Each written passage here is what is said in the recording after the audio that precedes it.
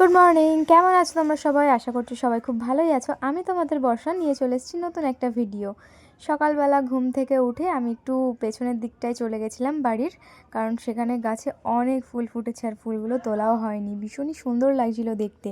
আর তারপরে আমি স্নান করে চলে এসেছি, আর স্নান করে এসে আয়নার সামনে একটু ঢং করবো না, সেটা কি হয়?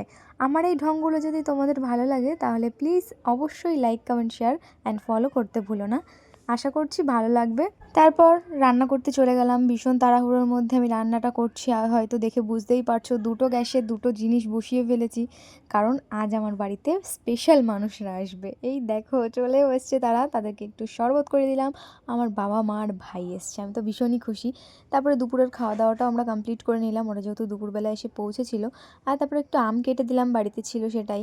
আর আমার বাবা আমাদের বাড়ি থেকে আম বয়ে নিয়ে এসছে, আম কাঁঠাল, মানে ভাবা যায় এত বড় একটা কাঁঠাল, এত আম নাকি বয়ে বয়ে নিয়ে এসছে। সত্যি বাবা বলেই সম্ভব।